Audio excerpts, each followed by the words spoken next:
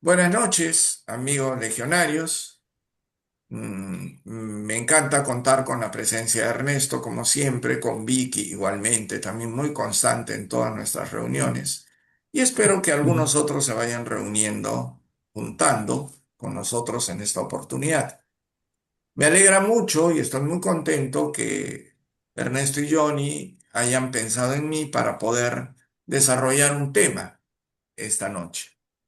El cierre de los temas anteriores que Ernesto ha estado desarrollando, que son súper interesantes, se dio ya la semana pasada, si no me equivoco, y el día de hoy, pues entonces estamos ya a punto de tratar un nuevo tema, cuyo texto lo voy a desarrollar, en realidad ese es el plan de esta reunión, desarrollar, conversar, dialogar sobre este texto que lo he seleccionado y que, por varias razones. En primer lugar, porque tiene una gran similitud y en algún momento también se hace alusión al viejo libro que en Legión Azul siempre hemos tenido como uno de las lecturas directas, que es El hombre mediocre.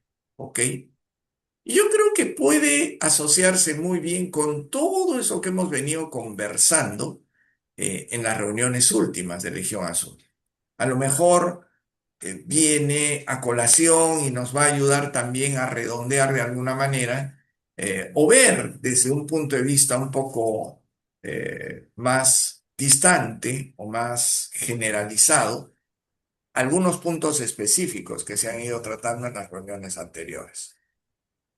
Eh, el hombre masa o el hombre mediocre, perdón, o el hombre selecto, como se le da en llamar en este caso, en oposición al hombre masa. Como pueden ir leyendo ahí, es un término acuñado por un filósofo y gran escritor español llamado Ortega y Gasset. Él era escritor, pero al mismo tiempo un filósofo muy respetado, ya fallecido hace tiempo, por supuesto, pero que en la bibliografía y en digamos, los amantes de la lectura, de los temas filosóficos siempre ha sido muy apreciado y sumamente valorado. Buenas noches, John. Bienvenido. Hola Hola, Fernando, ¿cómo hola, estás? buenas noches. Hola, ¿cómo está? Ernest, Vicky, ¿cómo están? Bien. Muy bien, muy bien. Katia, buenas noches también. Bienvenida. Buenas noches. Hola, Bienvenido. hola. Pues bien, entonces, como les decía, este concepto dual, vamos a ponerlo así, del hombre masa y el hombre selecto, nos presenta dos antípodas, es decir, dos extremos de la naturaleza humana, sin embargo. Y que lo digo desde el inicio porque al final vamos a tratar también de enfatizarlo, pero ya con otra intención. El ser humano puede ser infinitamente maravilloso y bueno, pero puede ser extraordinariamente malvado y cruel. Es parte de la naturaleza humana. Cada uno de nosotros que en algún momento se puede considerar una persona buena, una persona positiva, una persona, eh, digamos, pro, ¿no? Por decirlo en un término más moderno, pues en algún momento en su vida, si no lo ha hecho en el pasado, pues en algún momento de su vida se va a acercar a ese otro extremo, en donde uno, seguramente, pues le dicen, pero qué ruin eres, pero qué cruel eres, pero qué duro has sido, o qué ingenuo has sido, o qué malintencionado has sido. Y sea verdad o no esa crítica que en algún momento nos pueden haber hecho, simplemente nos deja en ese terreno en el cual podríamos llegar a ser. Si es que no lo hemos hecho o no lo hemos sido, podríamos ser también extremadamente crueles, malvados, indiferentes eh, y a veces hasta ensañarnos con algunas cosas. Claramente hay personas que lo hacen con una intención abierta y hay otros que lo hacen con una ligera conciencia, pero que esa conciencia es incapaz de poder remediar lo que uno sabe que está haciendo mal.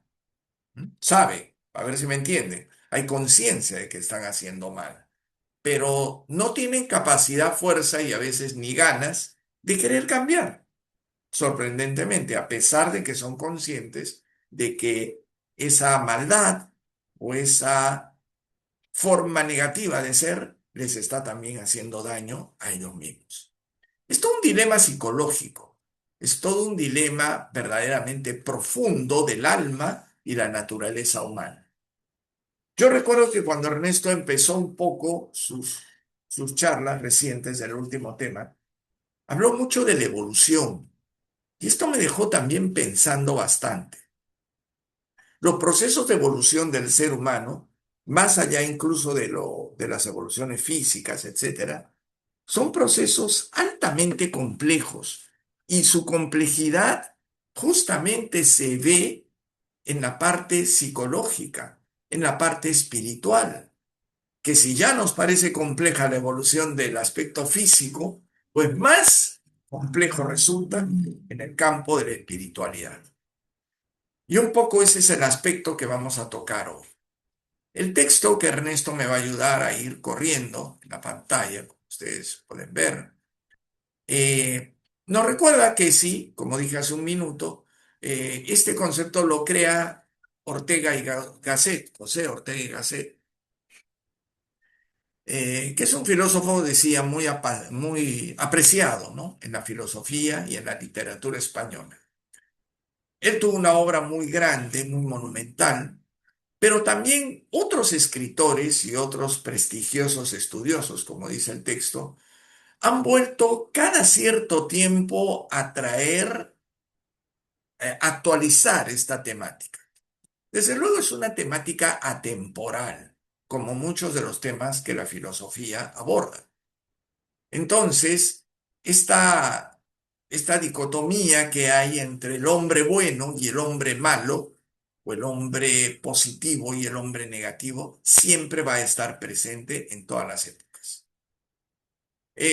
Bueno, el texto dice, por lo que no solamente mencionaremos y citaremos al gran filósofo español, sino que iremos pasando por otros autores que afirman la posición de Ortega y añaden más descripciones e ideas a su tesis. A ver, ¿cuál es la tesis de Ortega?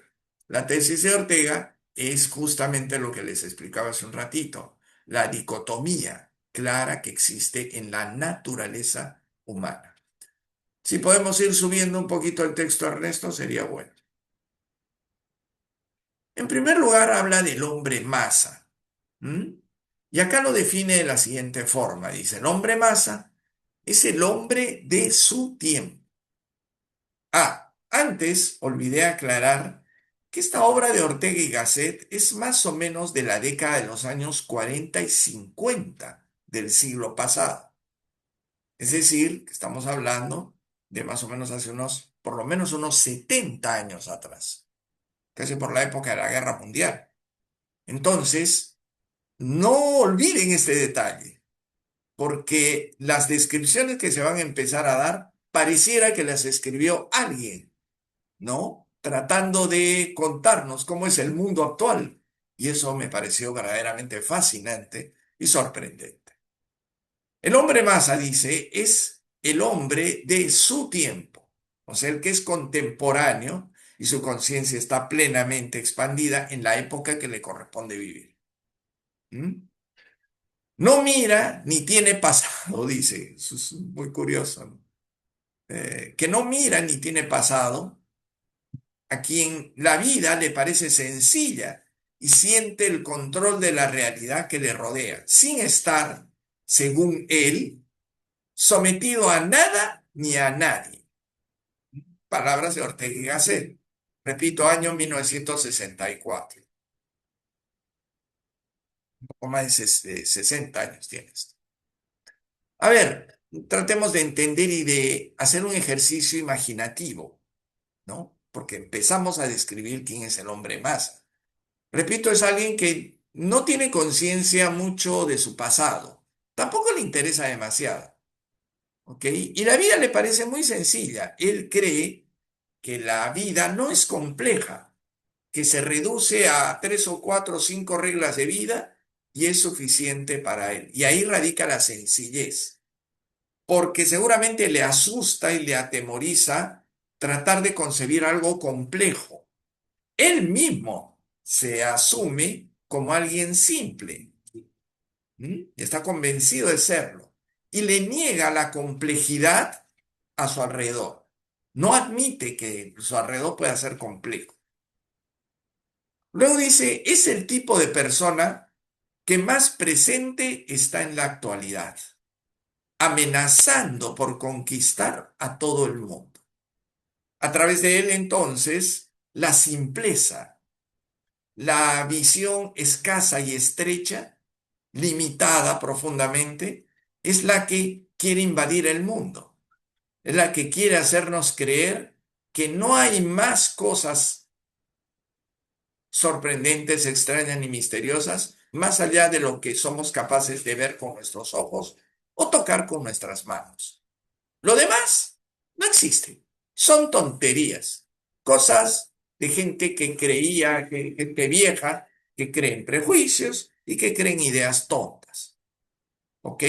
Incluso desafía la religión y la espiritualidad. ¿Por qué? Porque le parece muy complejo eso. Huye de todo lo que podría ser la complejidad. Seguimos avanzando, mi querido Ernesto. Algunas características más, dice. Es un tipo hecho de prisa. Miren qué bien lo describe Ortega. Es un tipo hecho de prisa, idéntico, ya sea en Europa que en Australia, siendo él el culpable de la tristeza y monotonía que amenaza a todo el mundo. ¿Por qué el hombre masa sería el culpable de la tristeza y la monotonía que predomina en el mundo? La tristeza, yo la asocio más, no sé qué les parece a ustedes, comentaremos en unos minutos más. Esta tristeza se asocia un poco a la indiferencia que el mismo José Ingeniero llamaba la indiferencia cómplice. Es decir, eh, en realidad él no se ve como triste, pero visto desde una perspectiva superior, es un hombre triste. No es que da de pena, sino que él es triste. Y su tristeza radica en su mínima capacidad de ver hacia afuera y su peor y mayor falta de ganas de mirarse a sí mismo. Y entonces eso que Ortega llamaría en aquellos tiempos, en la década de los 60, esa tristeza y monotonía, hoy en día se reduce a una cosa, un fenómeno curioso. Aparenta estar muy contento y muy alegre, pero en el fondo sigue siendo una persona triste, porque es hasta cierto punto consciente de sus increíbles limitaciones y su incapacidad, su poca valentía para explorar más allá o atreverse a desafiar la complejidad. El hombre masa, dice, es la persona previamente vaciada de su propia historia. Magnífica. Es que Ortega y Gasset tiene esas frases extraordinarias que al principio te sorprende la frase y luego cuando la piensas dices, wow, qué buena forma de definir. Mira lo que dice, el hombre más es la persona vaciada de su propia historia. Tiene historia, pero la ha vaciado, sin entrañas de pasado y por lo mismo dócil a todas las disciplinas llamadas internacionales. Más que un hombre, es solo una caparazón que carece de un dentro, de una intimidad suya, inexorable e inalienable. Carece de un yo que no se puede revocar. Tiene solo apetitos. Cree que tiene solo derechos y no cree que hayan obligaciones. Amigos, mi querida Vicky, también, en la radiografía Y Katy, por supuesto, es la radiografía de un ser humano contemporáneo. Esta persona, dice, de la que estamos hablando, es la persona cuya vida no tiene proyectos y va a la deriva y por ende no construye nada, aunque sus posibilidades y poderes sean enormes. Miren, saben todos ustedes que yo soy profesor. A lo largo de los años he podido constatar algo de lo cual pocas veces he hablado y con muy pocas personas, obviamente. Y es el hecho de este sentido de inmediatez que tiene la juventud y los adolescentes. Quieren todo para ahorita. No saben esperar. Proyectan poco o nada. Y ustedes dirán, ¿por qué no por qué no se proyectan? Simplemente porque no les importa. Y entonces, ¿qué les importa? Les importa el presente.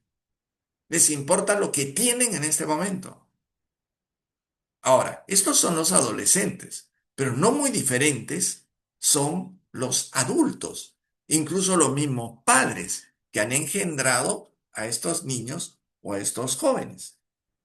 Son muy parecidos, les han transmitido exactamente ese concepto, que como verán, estoy leyendo en el texto 1964, es más o menos la época en la que yo nací, pero era un niño en los años 60.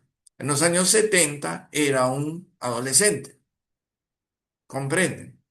Como que en los 80 y en los 90 empieza mi vida ya de educación superior y cosas por el estilo, hasta el trabajo y empieza la vida laboral. Pero yo ya tenía esa idea, esa visión de que las cosas también había que hacerlas rápido y de manera efectista. Tenía que generarse un efecto. De otra manera no vale la pena. Pero cuando yo ya voy creciendo y voy saliendo de la niñez, entrando en la adolescencia, yo me conecto, por suerte mía, a una serie de conocimientos y de informaciones, vamos a decirlo así, que rompían un poco el esquema del pensamiento de mis contemporáneos. Cuando yo hablaba de cosas trascendentes, o hablaba de cosas espirituales, o hablaba del pasado, y trataba de explicar y entender cómo el pasado se puede engarzar con el presente y el futuro, a todos les parecía, a mis compañeros de la universidad les parecía una reverenda tontería. Decían, ¿para qué te metes eso? Eso déjaselo a los filósofos, eso déjaselo a esos ociosos que no saben hacer nada. Por último, déjaselo como problema a los psicólogos, que nunca hacen nada, se rascan la panza todo el día y ganan plata bien fácil escuchando los problemas de otros. Mira qué pensamiento tan simplista, tan alejado siquiera de imaginar un grado de complejidad en algo. Yo ya lo percibía en mi tiempo. Pero esto no quiero pasar por Pilatos y lavarme las manos. Yo también, en muchas ocasiones, reconozco que he actuado de esa manera. ¿Me entienden? Entonces, vuelvo al concepto inicial. Los seres humanos tenemos de lo uno y de lo otro. En los motivos del lobo, Francisco, en boca de Francisco pone el autor de este maravilloso poema, dice, los hombres tenemos de lo uno y de lo otro cuando se refiere a lo bueno y lo malo. Como que Francisco de Asís era plenamente consciente de la increíble maldad que puede existir en el corazón humano, pero que también puede ceder paso a lo contrario. Pero somos así, y así seremos por muy largo tiempo todavía, mientras de alguna manera luchemos primero por entender que así somos. Y en segundo lugar, por empezar a asumir la enorme, difícil y complicada tarea de superarnos a nosotros mismos. Como decía finalmente también e insistía el gran filósofo Friedrich Nietzsche, y que hablaba del superhombre, con esta frase famosa, el hombre es algo que debe ser superado. Ese hombre dual, ese hombre con grandes virtudes, pero con grandes defectos, no debe ser plenamente aceptado. Debemos entenderlo, debemos conocerlo, pero no conocerlo por conocer. Es decir, así somos, pues. Porque eso nos deja en un mundo o en una situación absolutamente neutral e indiferente. El hombre y el ser humano, que es un poco lo que hacemos e intentamos los legionarios, que a través del estudio y el conocimiento hemos descubierto diferentes naturalezas, ¿ok? Tenemos que asumir una responsabilidad, la de actuar, actuar en el sentido de esforzarnos por cambiar. Y el gran reto para un hombre legionario, una mujer legionaria, un humano legionario, es empezar a aplicar sus propios descubrimientos y entendimientos en su propio ser, a su propia naturaleza. Este es el enorme reto. El reto para un legionario no es leerse todos los escritos antiguos, ¿me entiendes? No es leerse a Heráclito, no sé, a Pitágoras, a Parménides, no es leerse todo el Quijote, no es tener una idea completa de las obras de Shakespeare, no, ni de toda la ciencia existente, ni tampoco leerse toda la doctrina secreta. Ese no es el reto. El reto para todo aquel que aspira a ser un nuevo humano, o sea, un neo-humano, es aplicar lo poco o mucho que ha aprendido y que ha reconocido y que ha descubierto en su propia naturaleza. Lo cual, por la magnitud de los descubrimientos que nosotros hemos hecho, se sabe que es un trabajo tremendo, que es un trabajo doloroso, que es un gran sacrificio. Si alguien cree que la transformación humana dentro de ese extraordinario complejo de evolución que nos describió Ernesto hace unas fechas atrás, si alguien cree realmente que hay que evolucionar, siempre lo hemos dicho, empieza por casa y empieza por aplicar estos conocimientos uno mismo, en tu propia realidad. A ver, luego dice, este tipo de persona es la que decide nuestro tiempo, por lo que es de gran importancia analizar detalladamente su personalidad, carácter y características principales. ¿Qué es un poco decir? Empecemos primero por conocer nuestro lado oscuro, nuestro dark side, ¿no? Este famoso álbum de Pink Floyd, ¿no? El lado oscuro de la luz. Ese lado oscuro que tenemos todos los seres humanos debe ser explorado, debe ser conocido, asumido de alguna manera, pero no debemos quedarnos solamente en asumirlo. Entonces, si somos, el hombre más es el que decide nuestro tiempo, estamos fregados, pues, porque no es la antípoda, es el hombre masa el que está gobernando el mundo. Son los malvados, los egoístas, son aquellos personajes, entre comillas, que vemos en la política, que vemos en la economía, la mayoría de ellos. No todos, por supuesto. No es justo generalizar. Pero yo diría que la mayoría de los que vemos en los medios de comunicación, que escuchamos en la radio, que vemos en las redes, etcétera, etcétera, son parte de este mismo grupo oscuro que trabaja para el mal.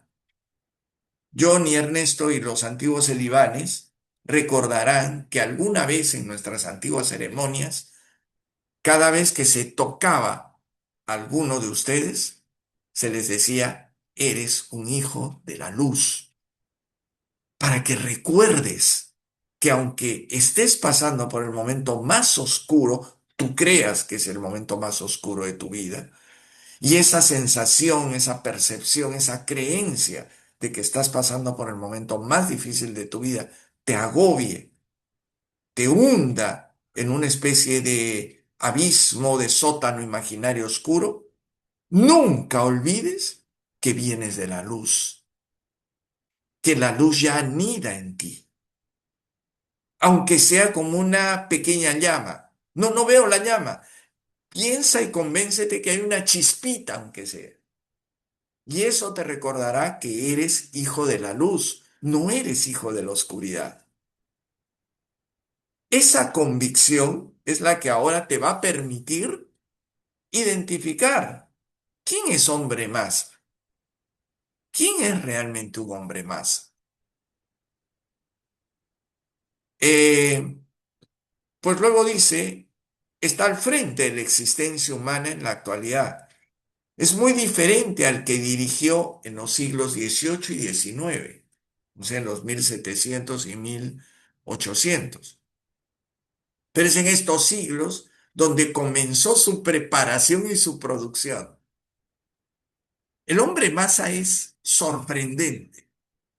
Es toda una elaboración, ¿ok? Una elaboración interesante. Pero, como toda elaboración por sí es compleja, aunque él mismo no quiera reconocer complejidades. Y esta complejidad empezó a entretejerse desde el siglo XVIII. Y ustedes dirán, ¿por qué? ¿Qué pasó? ¿Qué ocurrió en el siglo XVIII que de alguna manera empezó a deteriorarse un cierto orden establecido? Lo que ocurrió es la aparición de ideólogos en Europa que empezaron a difundir ideas nuevas y que en la historia se conoce como la época de la Ilustración. Estos filósofos eran muy audaces. Hablamos, por ejemplo, de Juan Jacobo Rousseau, el de Jean-Jacques Rousseau, con obras como El Emilio, El contrato social, ese contrato social, donde hace variar la concepción de, o la visión de un mundo vertical o piramidal y lo convierte en una horizontalidad absoluta, bajo el pretexto de una libertad, de usar la palabra la libertad del hombre, la nueva libertad del hombre, es una libertad manipulable, una libertad muy permisiva con el libertinaje, con el irrespeto, con la falta de reconocimiento a lo que es la tradición, a lo que es la historia, etcétera. Ellos están convencidos de que ellos van a crear una nueva historia y que la nueva historia se basa en las nuevas ideas. Libertad, mal concebida. Igualdad, una premisa mal explicada y en sí misma imposible. No hay dos seres humanos iguales, pero se nos dice que sí, que todos somos iguales. Y se repite al cansancio. De manera que nadie es tan filósofo como para decir, sí, sí, sí, ya. Somos iguales porque tenemos extremidades, porque tenemos ojos, porque tenemos nariz, tenemos esqueleto, ya en eso sí somos iguales. Pero nosotros que somos legionarios, entendemos que esos rasgos, que son básicamente físicos, son apenas la última expresión de una evolución absolutamente compleja, que no implica miles de años, implica millones de años en el pasado.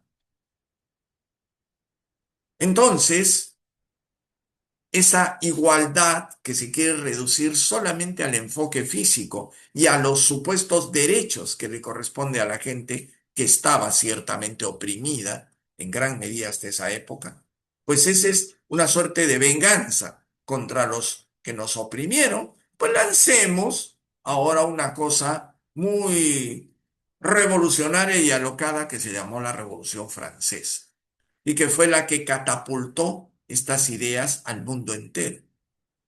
La libertad malentendida y la igualdad completamente reducida a solamente una visión física y de derechos, entre comillas, que olvidan totalmente la contraparte, las obligaciones. No, ya obligaciones no, solamente reclamemos derechos. Y millones siguieron ese camino. Por eso, este hombre masa del siglo XX, por lo menos, empezó a forjarse en el XVIII, en el siglo XVIII. Se consolida en el siglo XIX y empieza a controlar el mundo plenamente a partir del siglo, de la última mitad del siglo XX. Ya el siglo XIX empezó pésimo, con guerra mundial. 1914, ya había una guerra mundial. Y 20 años después, una segunda guerra mundial horrorosa. ¿Me entienden? 7 veces más destructora que la primera. Entonces el siglo XX, si de todos los siglos hubiera que escoger a cuál mejor lo olvidamos por ser tan terrorífico y destructivo, mucha gente escogería el siglo XX, porque fue el peor de todos los siglos, el peor, y porque finalmente consolidó esta, esta bestialidad que empezó en el siglo XVIII con la Revolución Francesa. Pero llega un momento en que esas ideas tienen que aclararse. ¿Por qué es necesario hablar de la libertad? Es muy importante hablar de la libertad, que es inherente al ser humano, pero hay que explicarle qué es la libertad en esencia, no en forma, sino en fondo, y que cuando uno habla de libertad debe tener siempre presente los deberes.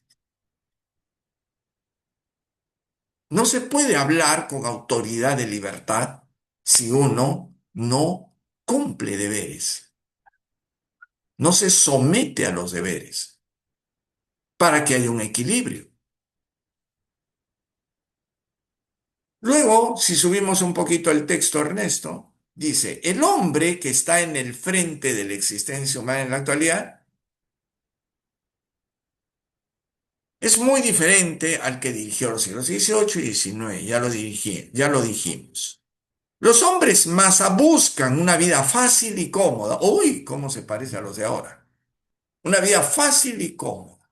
No aspiran a desarrollarse y su poder lo multiplican mediante la unión en una masa. A ver, dicho de otra manera, mientras más seamos, somos más fuertes, somos más poderosos. ¿Has escuchado esa frase? Juntos lo podemos todo. La mayoría manda, la mayoría impone.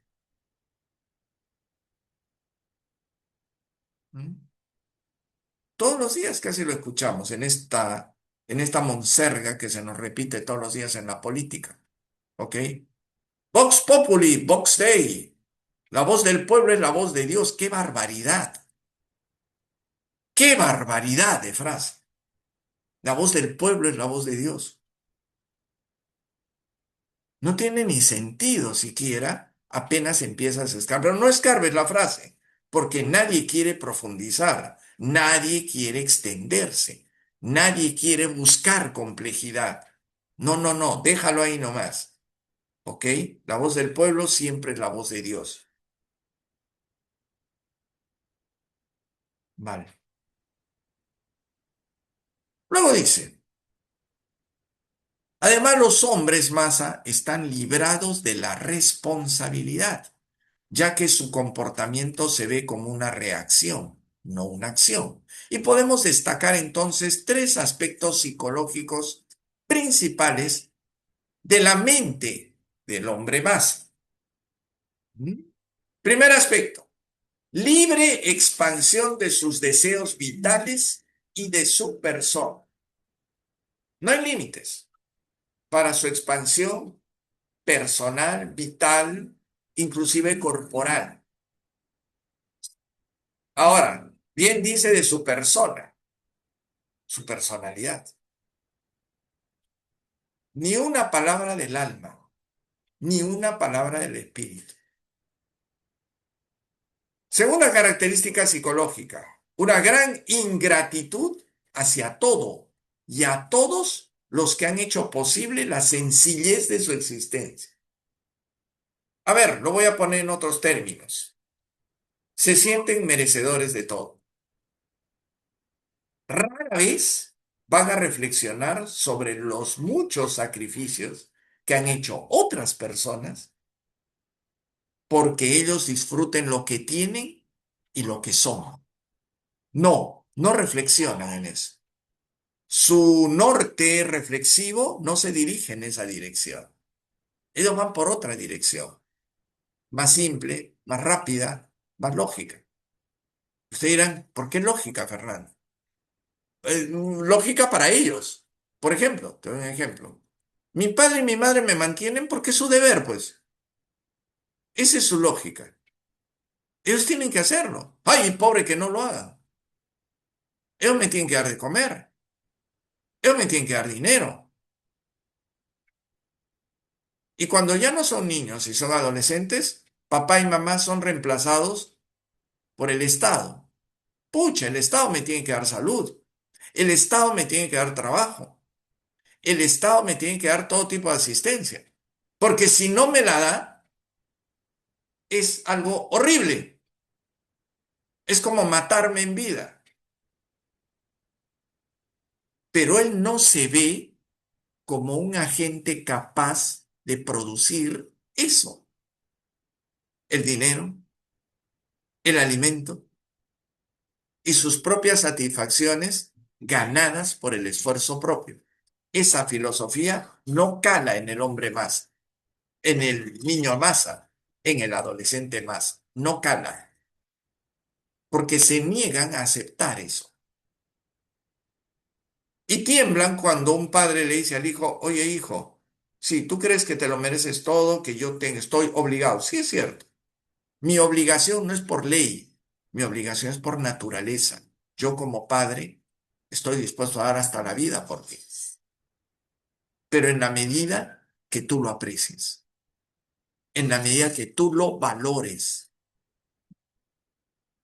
a tu manera, en tu edad y a tu modo de entender. Pero si no hay aprecio y no hay valoración, y tú crees que solamente hay obligación por parte de nosotros los padres, estás muy equivocado. ¿Ok? Pero claro, ni un padre ni una madre hoy en día, sobre todo los muy jóvenes, se atreven a exigir eso a sus hijos, porque ellos mismos no han tenido formación espiritual.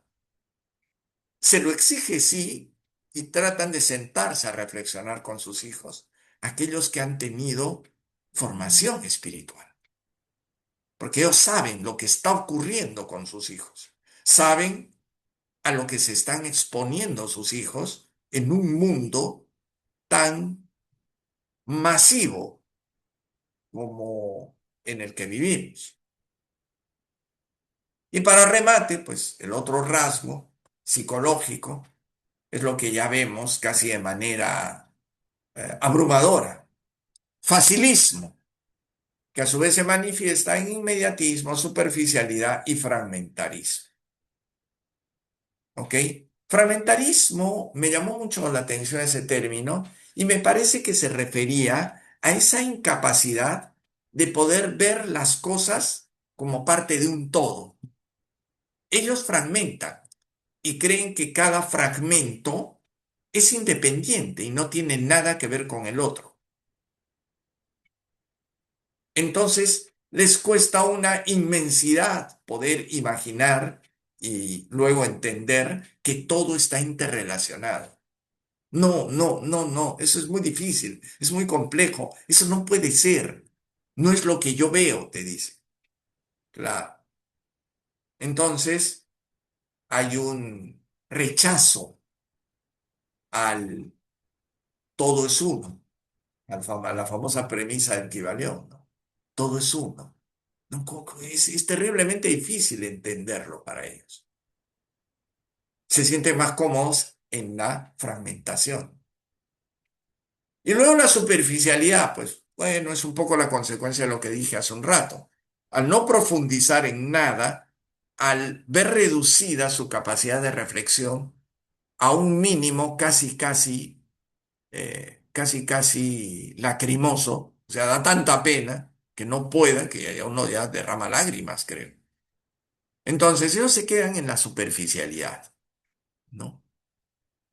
Uno de mis maestros me decía, es el conocimiento epitelial. Y eso en anatomía sabemos que las partes de la piel empiezan con la parte más visible, que es el epitelio. Entonces, claro, si te dicen, y tú fueras un profundo ignorante, y fuéramos todos ignorantes, y alguien nos dijera, oye, pero debajo de la piel hay músculos, ¡ja, ja, ja! Yo me reiría, ¡ja, ja, ja, ja! No, y debajo de la piel y de todo ese cuerpo que ves, hay un esqueleto, ¡ja, ja, ja, ja, ja! Eso es ciencia ficción, yo te diría, ¿qué te pasa? Claro, lo que pasa es que no tienes conocimientos y tampoco tienes ganas de comprobar nada. Porque sería, oye, ven acá, dame tus dedos. ¿Tus dedos acaso son solamente piel colgando? ¿No notas algo duro que hay dentro? ¿No lo notas? Sí, sí, ya, pero no, pues, no. No puede haber algo duro o eso. Pareciera que la ignorancia va de la mano también con la superficialidad, con el inmediatismo y con el fragmentarismo. A mí me asombra que la tecnología, y me preocupa profundamente que la tecnología nos facilite tanto las cosas. Me preocupa, porque veo como que ya una generación va desapareciendo y va tomando fuerza y tomando el control de las cosas la generación que tiene esta tríada fatal, que es el inmediatismo, la superficialidad y el fragmentarismo. Muy científicos, muy bien. Muy tecnológicos, fantástico. Pero ¿a dónde nos lleva todo esto? ¿Qué tipo de generación es la que está controlando el mundo? Una generación superficial, inmediatista y fragmentaria, o fragmentarista, como quieras. El último fragmento, Ernesto, si lo subimos un poquito, dice así. Como vemos, ambos rasgos son perfectamente compatibles, por no decir iguales, de lo que todos conocemos como el niño mimado, siendo este término para los grandes filósofos una denominación nada equivocada para este tipo de personas, ya que se ve con solamente mirar a través del alma de las masas. Dicho sea al revés, las masas son niños mimados. Ahora, cada uno pues ya se imaginará cuáles son las características de un niño mimado. Todas esas que se pueden imaginar corresponden a la masa, al hombre masa. Y otra razón por la cual Ortega y Gasset se anima a ponerle este nombre. Masa porque el humano masa no puede imaginarse a sí mismo como individuo. No puede, no quiere tampoco. Él quiere imaginarse como parte de una masa humana que comparte sus propias visiones, sus propios comportamientos, etc. Entonces, ese miedo también, perdón, esa masificación es como un refugio para él. Muy rara vez asume actitudes de líder. Los líderes de hoy en día son muy diferentes a los líderes del pasado. El líder del pasado asumía la responsabilidad, todo el pasivo y el activo de las cosas. Hoy en día los líderes lideran si les conviene, lideran, o sea, no se dejan llevar por interés, por ideales, sino por intereses materiales. Si me da plata, lidero. Si me cae bien, lidero. Si me tratan bien, lidero. ¿Un líder antiguo iba a poner esas condiciones? Si me tratan bien, soy líder. Si me pagan bien, soy líder. Ejerzo mi liderazgo. Pero no es a lo que más miedo le tengo. Yo le tengo miedo a los nuevos líderes, a esos que tienen estas terribles características psicológicas, a los niños mimados líderes. Es muy peligroso. Algunos de ellos los estamos viendo en el mundo. Un Macron en Francia, que viene de familias absolutamente millonarias, involucrado con gente, pues, de lo peor, y que sin embargo la masa vota por él y lo constituyen en un presidente de un país importantísimo en Europa, que además es una potencia. Entonces, este fantoche termina dirigiendo un país. Ahora la pregunta es, ¿y lo está dirigiendo bien o mal? Lo está dirigiendo muy mal, pero ese es otro tema. El primer ministro de Alemania, otro desastre. Hombres que solamente han conocido cunas de oro, niños mimados. Un Donald Trump. Y así podemos seguir una lista de uno y otro y otro y otro. Pero ustedes me dirán, bueno, son unos cuantos. Me permito recordarte que esos cuantos están gobernando las mayores potencias del mundo. Entonces, 20 países gobernados por buenos líderes no pueden hacer muchas veces nada frente a lo que hace un niño mimado de líder comandando la mayor potencia del mundo. No puede hacer nada. En fin, amigos, hasta aquí un pequeño descanso.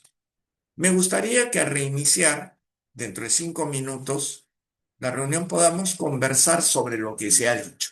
Hay mucho más que decir, mas no creo que el tiempo a lo mejor alcance. No obstante, no quiero irme sin antes escuchar por lo menos un comentario de cada uno de ustedes, de lo que hemos expresado hoy en día. Quiero aclarar que si bien es cierto escogí este tema para tratarlo, lo escogí también porque sentía la necesidad de manifestar mi propio enfoque y mi propio punto de vista. Pero esto no debe ser obstáculo para que si alguien discrepa o si alguien tiene un enfoque diferente, pueda expresarlo con toda tranquilidad. Aquí en Legión Azul nunca hemos ejercido una dictadura del conocimiento. Por el contrario, hemos sido flexibles, hemos tratado de ver lo bueno que había aún en conceptos o en ideas que a lo mejor no se asemejaban a las nuestras. ¿Ok? Así que con toda libertad también pueden decir yo tengo una imagen diferente, una idea distinta. A ver qué se puede comentar en el siguiente bloque. 5 minutos, Ernesto, Johnny, y podemos reunirnos luego. De pronto, si puedes detener la grabación un ratito, estaría bien.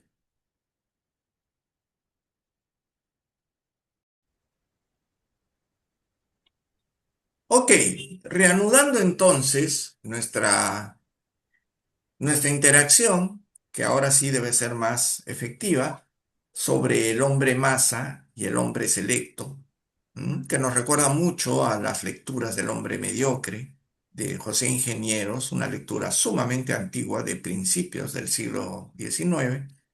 Pues esta es una visión más actualizada y lo que sorprende de la actualización es lo parecida que es a esa visión que tenía Ingenieros de hace tantas décadas atrás.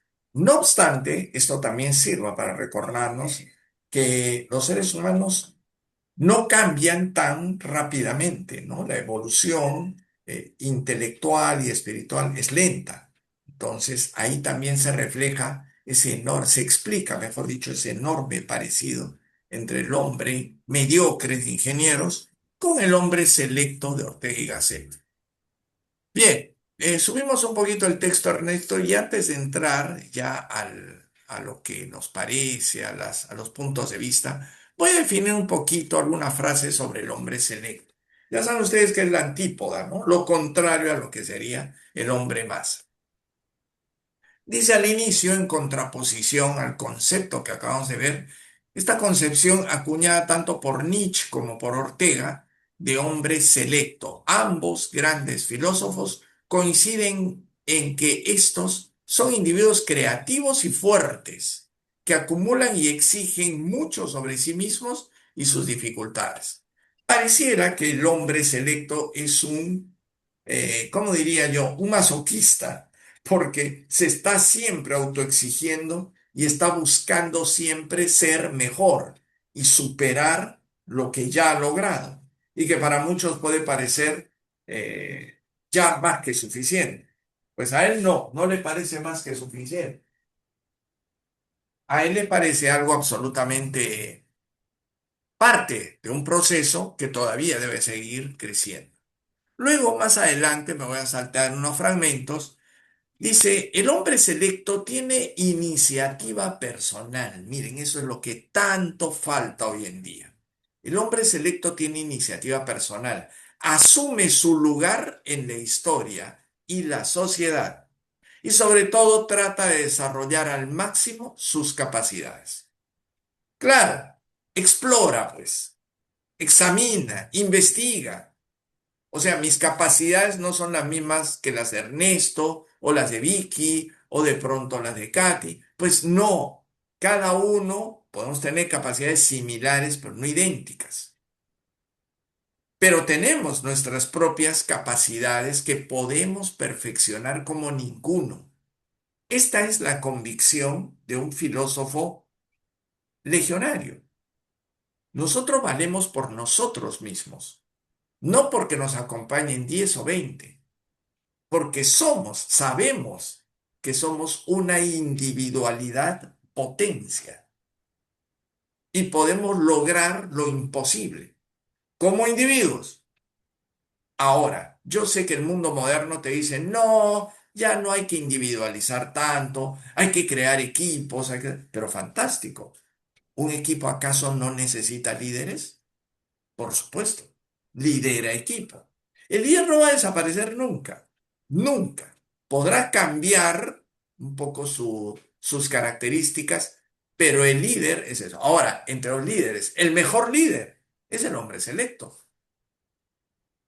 Dice, tiene iniciativa personal, asume su lugar en la historia y la sociedad y sobre todo trata de desarrollar al máximo sus capacidades.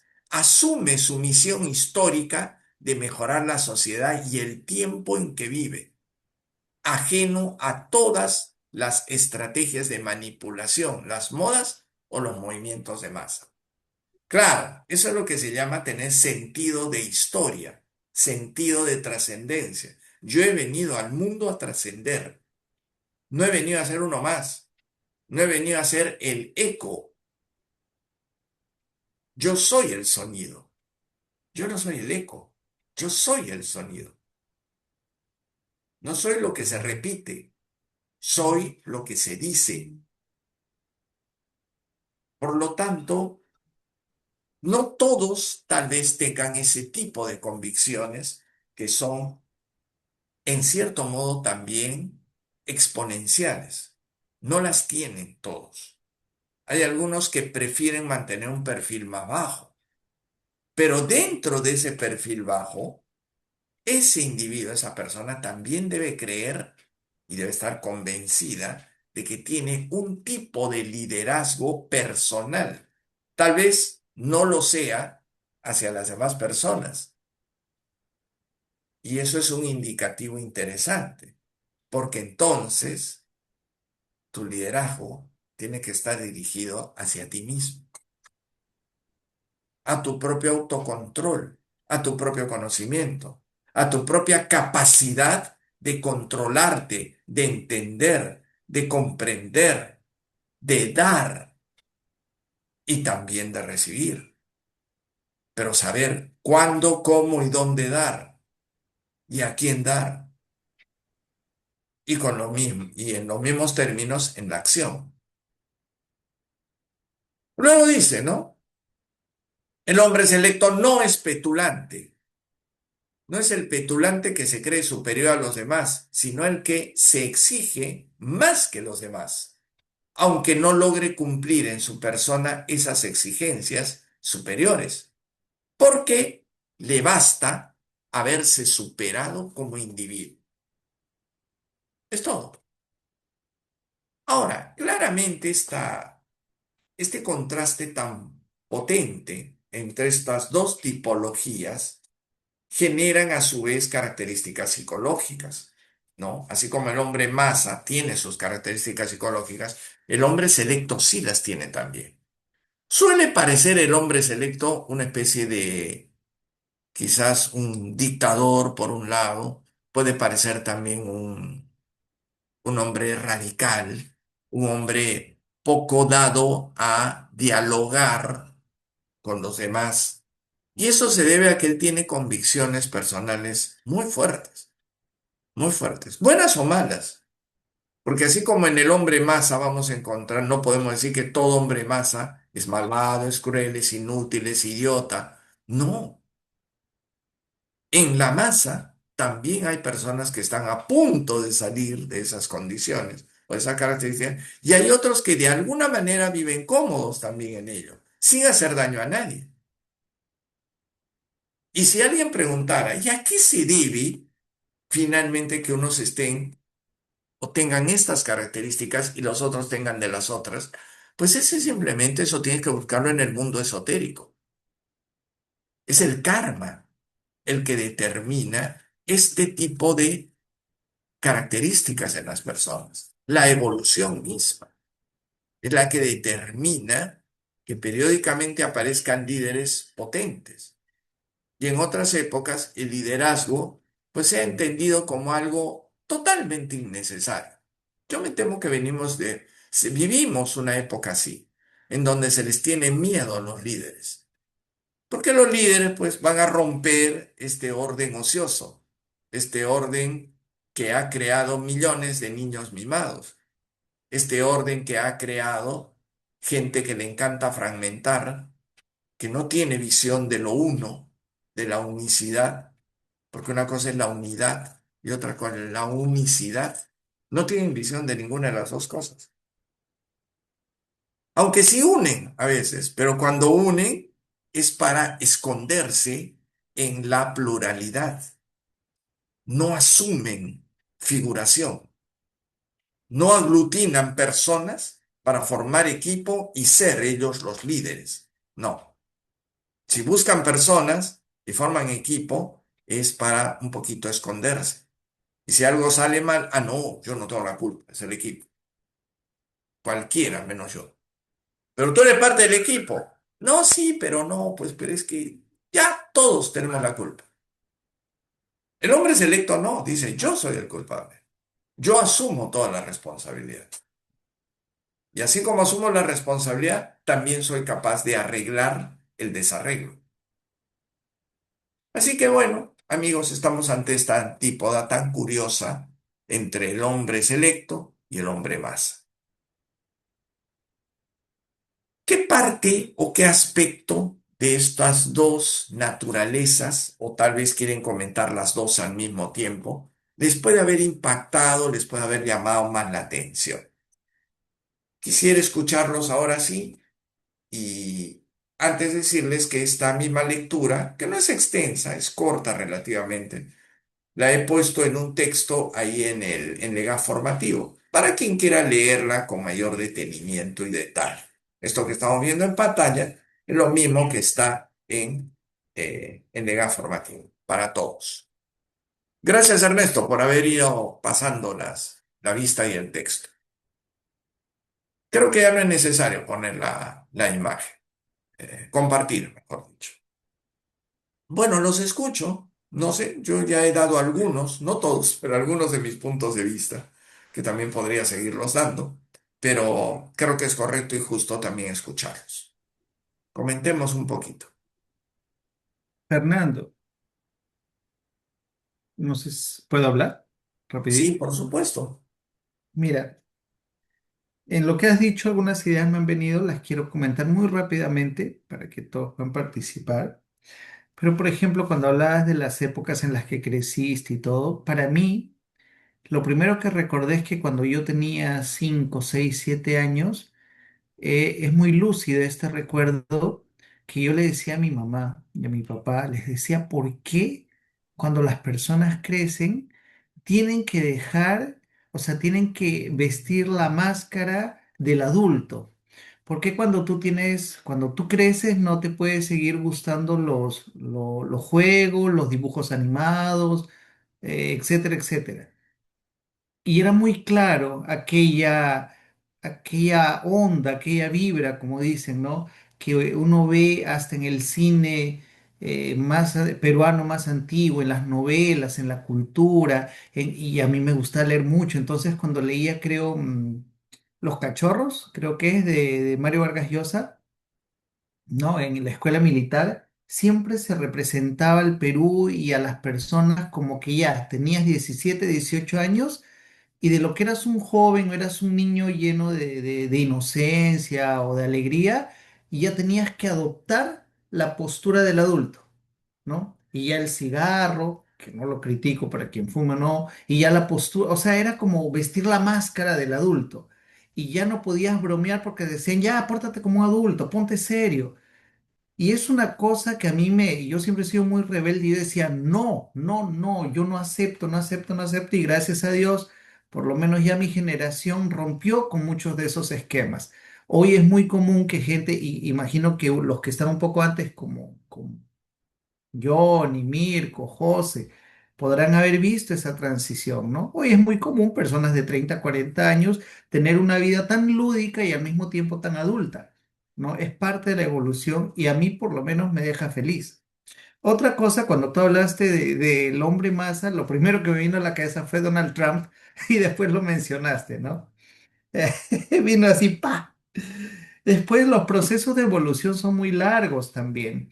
Entonces, justo hemos hablado en la reunión anterior, en las reuniones anteriores, de cómo estamos en un pico evolutivo y cómo, por más que veamos tanto caos, tanto esto y tantos hombres más ahí, que a veces uno se quiere conectar con esa densidad y uno ve el Instagram, ve el Facebook y dan ganas de entrar a la pelea, uno dice, no, es que uno no se puede conectar con esa energía y son los últimos manotazos de ahogado de una densidad que se está yendo. Entonces, realmente uno tiene que continuar luchando. La mejor lucha, y eso lo he venido sintiendo todas estas últimas semanas, la mejor lucha es justamente intentar vibrar mejor e intentar contagiar a los otros, porque es verdad que a veces hay que darle un catch, ¿no? A veces hay que dar un impacto para frenar a los espíritus densos, como en la lectura de El arte de enseñar rigor o amor. Pero nosotros tenemos que intentar mantener una frecuencia elevada para contaminar, para contagiar a los otros también. Y por último, yo tuve un pequeño descubrimiento, por decir que lo comparto así, disculpen que me haya extendido, sobre el Dharma. Una de las primeras cosas que aprendimos en Legión era el karma y el Dharma. Y el karma siempre lo entendí perfectamente, pero nunca conseguí entender el Dharma como tal. Nunca, en todos estos años, nunca lo conseguí entender totalmente hasta que me vino así, ¡pum!, como un chispazo. Habrá sido hace unos 2 meses atrás, 2, 3 meses. Entendí lo siguiente, cuando se hablaba de la ley que es el Dharma, siempre me parecía como una obligación. Y yo decía, aunque no me guste, yo tengo que seguir la ley. Pero ahí hay una cuestión, cuando tú haces algo cuando tú quieres seguir algo que te obligan, en algún momento te cansas. El deber se torna pesado. Pero después yo me puse a pensar en una frase que siempre tú decías y que le he escuchado a los elibanes varias veces cuando dicen, el sol sale todos los días, los animales siguen ¿no? su naturaleza, las estaciones y todos siguen la ley. Y ahí me vino el pensamiento, sí, pero es que ellos no están haciendo nada obligados, ellos están siguiendo su naturaleza. Y ahí yo me puse a pensar en mí, inclusive en las cosas que estoy haciendo profesionalmente y en mi carrera y en todo eso. Y yo dije, ¿cuál es mi naturaleza? Mi naturaleza va por el lado creativo, el es, el otro ya. Y tal vez yo me estoy obligando fuertemente a hacer algo que va en oposición. Tal vez el Dharma sea seguir tu naturaleza, alinearte con tu naturaleza. Y ahí me puse a pensar en las células. Las células siguen la ley, porque ellas, y hubo una frase que creo que tú dijiste o alguien dijo en algún lugar, pero lo dijo hace unas semanas, que decía, O no, lo leí cuando estaba investigando para estos temas que decía, ¿quién le dice al fuego que queme o al agua que moje? Nadie, ellos solamente lo hacen porque es su naturaleza. Y dije, claro, ahí está la clave, o sea, ellos simplemente son. Y cuando hablamos de los talentos y esas cosas y todo, yo digo, ya, ¿qué fue lo que a mí me vino como talentos o como dones o lo que Dios me dio? ¿Qué es lo que a mí me gusta hacer? ¿Qué es lo que me llena hacer? Ah, es esto, esto, esto. Y si yo siguiera mi vida haciendo esas cosas que realmente yo amo hacer, yo estaría siguiendo el Dharma. Sí, porque cada vez que yo entro en ese tipo de actividades, claro, tengo muchas otras actividades, responsabilidades como todo el mundo, pero cuando yo me alineo con esas actividades que me llenan, es ahí donde me inspira y es ahí donde me salen cosas en la cabeza y proyectos y esto y que quiero ayudar a la sociedad y como el chavo me entusiasmo, ¿no? Y empiezo a trabajar en ese lado. Y es ahí donde me di cuenta que alinear, o sea, que seguir el Dharma es ser fiel a tu propia naturaleza porque cuando tú estás inspirado y estás enamorado de lo que tú haces, de lo que tú vives, no te da tiempo de pensar en maldad, no te da tiempo de pensar en envidia, no te da tiempo de nada. O sea, te inspiras, te llenas de tanto que solo quieres seguir y casi siempre el objetivo es inegoísta.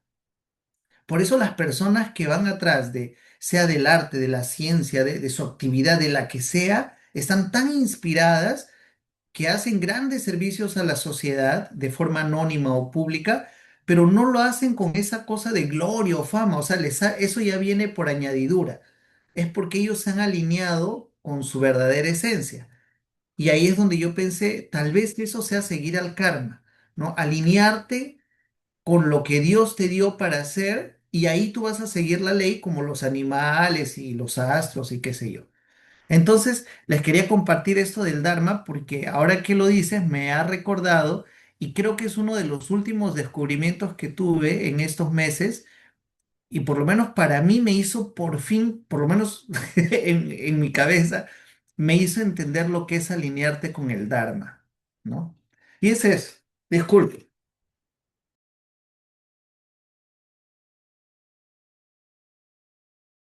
comiendo mi chupete.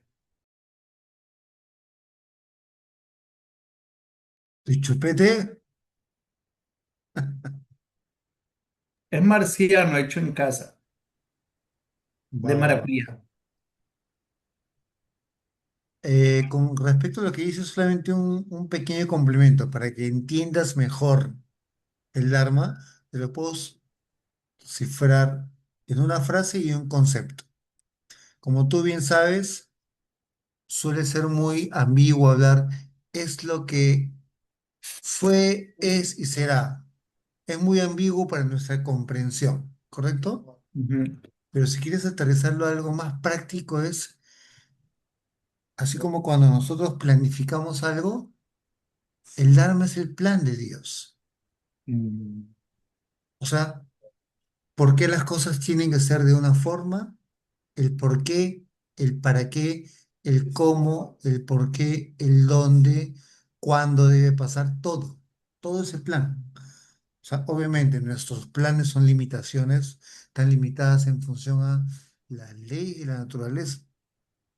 No sabemos qué va a pasar, ni cómo va, qué impacto va a tener, ¿no? Pero acá es una telaraña en donde las cosas van a ser de una forma y que nuestro libre albedrío va a girar un poquitito nomás ujú. el rumbo. Así es como lo tendrías que un poquito eh, afianzar mucho mejor, ¿no? Concepto Gracias, John. conceptual. Sí, sí, creo que se alinea perfectamente. Ahora, Fernando, ¿Está anotando algo? No, no. no, no, no, creo que está cansado. Se ha trabado. Voy a pausar la grabación hasta que vuelva. Sí. Ir, la capacidad de decidir es aquello que nosotros nos distingue no solamente de los animales, sino nos permite a cada uno de nosotros abrir camino en la evolución. Y no solamente imaginemos la evolución colectiva, hay una evolución que es básicamente individual y empieza por ahí. No tenemos control sobre una evolución colectiva, pero sí tenemos control de una evolución individual. Eso nunca lo olvidemos. Y ese descontrol que tenemos de la evolución colectiva no nos inhibe de trabajar en la evolución individual. Más que nada, el propósito de esta reunión ha sido reflexionar sobre esos puntos. Cada uno puede encontrar una perspectiva distinta. Lo que sí me gustaría es que como legionarios tengamos en cuenta que hemos venido para hacer un trabajo, que hemos venido a transformar cosas, que hemos venido a encontrarnos a nosotros mismos, pero no siendo los mismos, sino a descubrir cosas nuevas en nosotros mismos. En la medida que cada uno comprenda eso, paralelamente hay una construcción. Empieza primero en lo mental y luego tus recursos van a ir apareciendo. Recursos que te van a llevar a entender que siempre puedes hacer algo, no solamente por ti mismo. Si cabe la posibilidad y estás animado a hacer algo por los demás, hazlo. Pero si no puedes hacerlo, trabaja sobre ti mismo. No pierdas tiempo. Hay épocas en donde se puede transformar hacia afuera. Hay otras épocas que esa transformación es más difícil o más dura. Pero en todo momento se puede trabajar hacia adentro. No es que el trabajo interior sea más fácil. El trabajo interior es igualmente complicado y duro. Pero premisas básicas. En la medida que uno más crezca, más oportunidades aparecen. En la medida que uno mejor explora y descubre oportunidades, hay un llamado más insistente a trabajar en base a esas oportunidades que ya descubriste o que sabes que posees. Esas son las únicas y pocas reflexiones que creo que nos deben llevar, debemos llevar nosotros siempre como en un bolsillo espiritual. Cuando estés triste, cuando estemos necesitados de algo, recordemos en esa perspectiva que cada vez se aleja más y más del mundo y sus problemas, y vamos por el cielo y rompemos la barrera de la tierra y vemos desde el espacio, y nos vamos alejando y al final cuando vemos qué es la tierra, qué es ese hogar donde estamos, y lo vemos como un punto perdido en el universo, recordemos, como decía Carl Sagan, ahí están todas tus ilusiones en ese punto. Están todos tus conocimientos, todas tus existencias están ahí. Entonces, no hay que sufrir de pronto demasiado. Sé que es difícil, yo mismo he tenido momentos muy difíciles en mi vida y me ha costado esto, pero también reconozco que el conocimiento y el aprendizaje me han salvado no solo la vida física, sino la vida espiritual. Es un decir, una manera de decir. Pero sin el conocimiento hubiera estado a la deriva, totalmente a la deriva. El resto ya cabe, como quien dice, por cuenta propia. Cada uno hace su propio camino al andar, como dice, ¿no? La poesía de Machado. Camino se hace al andar. Al andar se hace camino. Y cuando das la vuelta atrás, ves las huellas que nunca volverás a pisar. Así que, poesía de Machado, muy bonita. Pero en todo caso, eso es todo lo que he querido traerles y compartir esta noche. Queridos Johnny, queridos Ernesto, querida Vicky. Y Katy también, que la veo conectada por ahí. Excelente, mi hermano. Muchas Gracias, gracias. gracias Muchas por todo gracias. lo que has traído. Súper. Estábamos interactuando ahí en un momento dado, pero ya creo que ya darle más al tema, ya por la hora, ya creo que ya, ahorita se va a convertir Ernesto, porque ya son las 12 de la noche. Él a esta hora empieza a transformarse. Sí, por eso no hay que ver con... Esconde tu cola, por favor. Eh, bueno, ¿Saben algo de Ivonne? No, no respondió. Ok. ¿Qué es de la vía Charo? ¿En qué está? ¿Está en Lima? No hablo con ella hace semanas. ¿Verdad? Sí, Oye? no, no. Ok, ¿Verdad que nos ok, habíamos ok. ido? Gracias, gracias por haber compartido estos momentos. Muchas gracias, Ok, Fer. mi Gracias, estimado. Fernando. Abrazotes para todos. Cuídense. Chao. Chao, Chao, nos Buenas chao. vemos. noches.